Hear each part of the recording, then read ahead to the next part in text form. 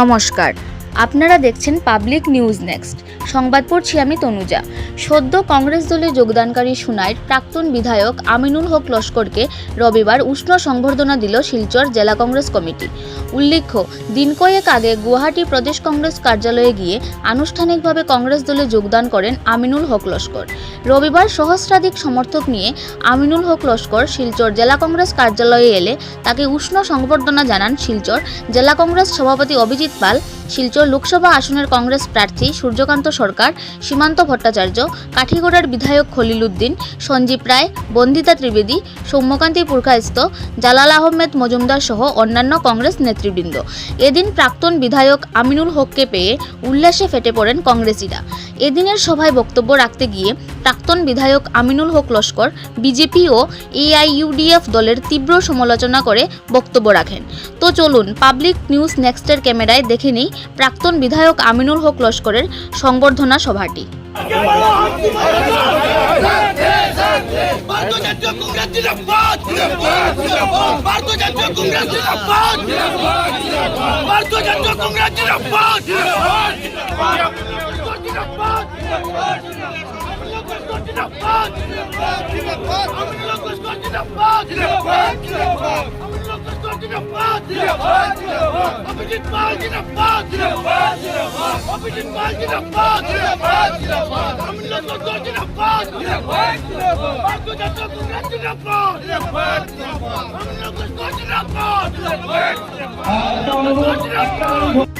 তাদেরকে আসন গ্রহণ করার জন্য বলছি।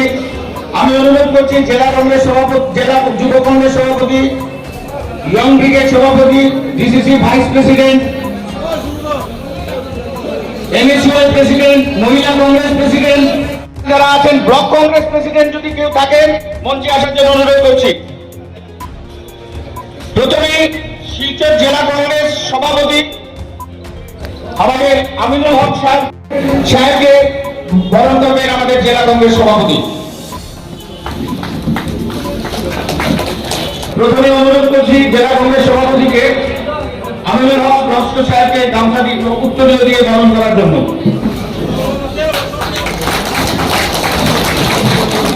আমাদের আনোয়ার হোসেন সাহেবকে বরণ করার জন্য।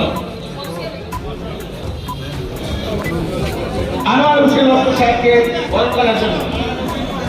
আনোয়ার আহমেদ দলের আদর্শ মেনে আমি একটা কথা বলবো যে আজকে আপনারা দেখেছেন সবাই স্বার্থলোভী, ক্ষমতার জন্য, ক্ষমতার লোভে বা বিভিন্ন CBI দলে, CID দলে আজকে কংগ্রেস দল ছেড়ে চলে যাচ্ছেন। কিন্তু সেই জায়গায় ব্যতিক্রম মানসিকতার মানুষ যে আদর্শ নিয়ে রাজনীতি করেন সেই আমিনুল হক সাহেব আজকে উনি পাওয়ার ছেড়ে, সেই সরকারের পক্ষ ছেড়ে আজকে উনি কংগ্রেস দলে এসে যোগদান করেছেন। উনার সেই ক্ষমতাটুকু আছে, উনার সেই সৎসাহসটুকু আছে, কোন আদর্শ নিয়ে রাজনীতি করেন। উনি ওনার বক্তব্যে বলেছেন যে উনি যে দলে যখন যোগদান করেছেন সেই দল ক্ষমতায় ছিল না। আমরা কিন্তু একটা কথা বলি যে লক্ষ্মী করে এসছে, আমরা বলবো যে আমিনুল দা লক্ষ্মী করে আসছেন। উনি বিগত দিনে যেসব দলে গিয়েছেন সেই সব দল ক্ষমতায় আসছে। আজকে আমিনুল দা কংগ্রেস দলে আসছেন। আমরা আশাবাদী 2024-এ কংগ্রেসের যে মহাজোট, ইন্ডিয়া জোট, সেই ইন্ডিয়া জোট ক্ষমতায় আসবে। আমি এইটুকু বলে আজকে আর প্রথম দিন আমার বক্তব্য দীর্ঘায়িত করছি না। আজকে আমাদের সংগঠনের এক নতুন শক্তির সঞ্চার হয়েছে। উপস্থিত আছেন আমাদের প্রদেশ কংগ্রেস কমিটির মাননীয় সাধারণ সম্পাদক আনোয়ার হোসেন সাহেব, যার কৃপা এবং আশীর্বাদে এবং আমাদের ডিস্ট্রিক্ট প্রেসিডেন্ট অভিজিৎ পালের নেতৃত্বে আমি এই ভারতীয় জাতীয় কংগ্রেসের নমিনেশন পেয়েছি শিলচর লোকসভাতে। উপস্থিত আছেন প্রদেশ কংগ্রেস কমিটি। আপনাদেরকে আমি দুইজন কথা এটাই বলবো, এখানে যারা আছেন আপনারা প্রত্যেকেই রাজনৈতিক ব্যক্তিত্ব, প্রত্যেকের রাজনীতির অভিজ্ঞতা আছে, কিন্তু এইবারের যে নির্বাচন এটা গতানুগতিক নির্বাচন না। এই নির্বাচন আমাদের অস্তিত্ব রক্ষার নির্বাচন। এই নির্বাচন যে সুন্দর দেশ ভারতীয় জাতীয় কংগ্রেস সৃষ্টি করেছিল, যে সুন্দর দেশ ভারতীয় জাতীয় কংগ্রেসের নেতৃত্বে স্বাধীন হয়েছিল, এই দেশের অস্তিত্ব রক্ষার লড়াই। আপনারা জানেন এই কংগ্রেস দলের নেতৃত্বেই ভারতবর্ষ স্বাধীন হয়েছিল এবং কংগ্রেস দলের উদ্যোগেই ডক্টর ভীমরাও রামজি আম্বেদকরের নেতৃত্বে বিশ্ব সমৃদ্ধ যে সংবিধান রচনা করা হয়েছিল, যে সংবিধান ছিল সম্পূর্ণ ধর্ম নিরপেক্ষ সংবিধান, এবং এই সংবিধানের দ্বারা পরিচালিত হয়ে একটা সুন্দর ভারত আমরা দেখতে পেরেছিলাম। আজকের দিনে এই সুন্দর ভারত ধ্বংস হওয়ার পথে, এই যে সুন্দর সংবিধান, এই সংবিধান ধ্বংস করার পথে, এই সংবিধান প্রদত্ত যে গণতন্ত্র, এই গণতন্ত্র ধ্বংস করার পথে। তাই বলছি বন্ধুগণ, এইবারের নির্বাচন আপনারা ভোট করবি না, একজন সৈনিক। এইবারের নির্বাচন আমাদের অস্তিত্ব রক্ষার লড়াই। আপনারা প্রত্যেকজন সৈনিক হিসাবে চলুন আমরা এই নির্বাচনে জয়ী হয়ে ভারতবর্ষের যে ঐতিহ্য, সেই ঐতিহ্যকে আমরা ধরে রাখার চেষ্টা করি। আমাদের এবারের লড়াই এই বর্তমান স্বৈরাচারী সরকারের অন্যায়ের বিরুদ্ধে লড়াই। আমাদের এইবারের লড়াই এই বর্তমান সরকারের মিথ্যাচারের বিরুদ্ধে লড়াই। অন্যায় কি করেছে আপনারা দেখেছেন, মিথ্যাচার কি করেছে আপনারা দেখেছেন। গত দুইবারের মোদী সরকারে যে প্রতিশ্রুতি ছিল 2 কোটি করে প্রতি বছরের চাকরি, আমাদের শিলচরের থেকে মেঘালয় যাওয়ার যে ন্যাশনাল হাইওয়ে ঠিক করে দেওয়া, মহাসড়ক ঠিক করে দেওয়া, আজকে পর্যন্ত এই কাজগুলো হয়নি। এটা হচ্ছে ওদের মিথ্যাচার। অন্যায় কি করেছে আপনারা দেখতে পেরেছেন। আমাদের নেতা রাহুল গান্ধী কাশ্মীর থেকে কন্যাকুমারী সমস্ত ভারতের বিভিন্ন গ্রামে গ্রামে প্রতিটা প্রান্তে গিয়ে উনি দেখেছেন সমস্ত ভারতবর্ষের মধ্যে জাতি, এক জাতির সাথে লড়াই, কৃষকের সাথে অন্যায়, আপনার এসসি এসটি মানুষের দলিতের সাথে অন্যায়। আজকে মণিপুরে যে সব অন্যায় কাণ্ড হয়েছে আপনারা সবাই সাক্ষী। আমরা এই অন্যায়ের বিরুদ্ধে লড়াই। আমি বেশি সময় নেব না। এই লোকসভা আসন অনেক বড়, 7টা বিধানসভা, 162টা পঞ্চায়েত।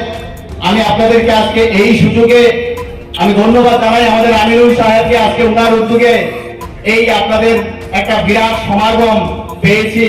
এই সমাগমের সুযোগে আমি সবাইকে বিনম্রভাবে অনুরোধ করব যে চলুন আগামী 26 তারিখ নির্বাচনে আমরা ঝাঁপিয়ে পড়ি এই জন্য যে এই ভোটটা দিয়ে আমরা একটা সুন্দর ভারতবর্ষ গড়ে তুলি, সংবিধান, সেই সংবিধানকে রক্ষা করি। এটাই আমার আবেদন। আবারও সবাইকে আমার নমস্কার এবং প্রণাম জানাই। নিশ্চয়ই এই জিনিসটা আমি বিশ্বাস করি।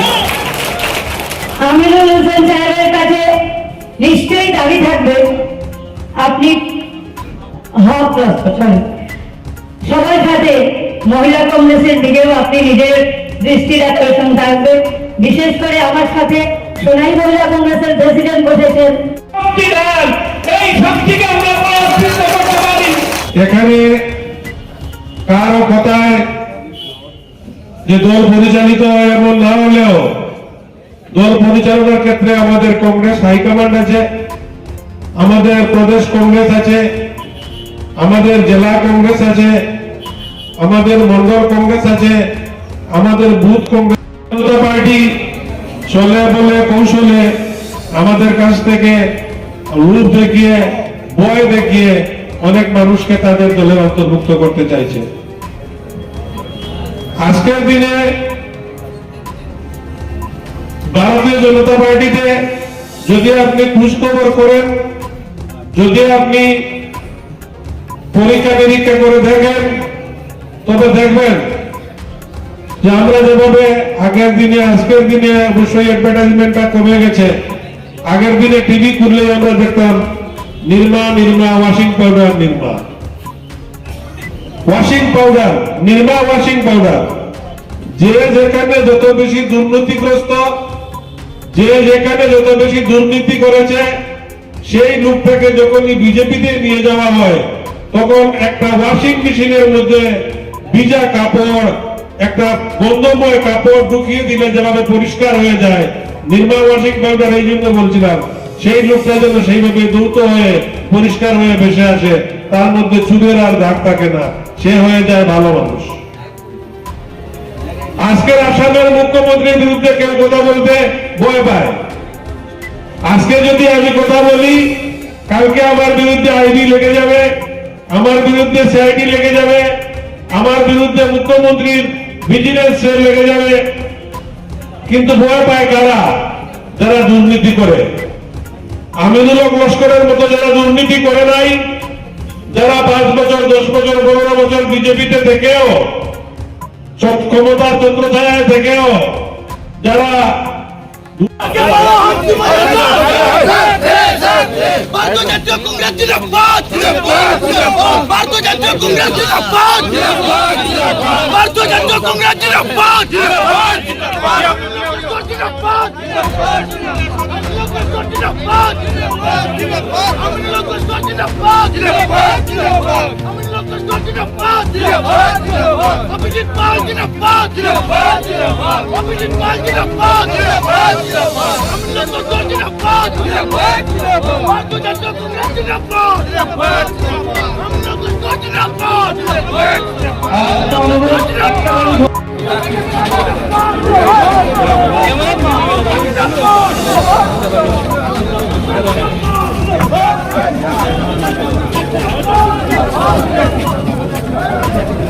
আমিনুল হক জিন্দাবাদ, জিন্দাবাদ, জিন্দাবাদ। আনোয়ার হোসেন জিন্দাবাদ, জিন্দাবাদ, জিন্দাবাদ। আমিনুল হক জিন্দাবাদ, জিন্দাবাদ, জিন্দাবাদ। আনোয়ার হোসেন জিন্দাবাদ, জিন্দাবাদ, জিন্দাবাদ। শিলচর জেলা কংগ্রেস কমিটি জিন্দাবাদ।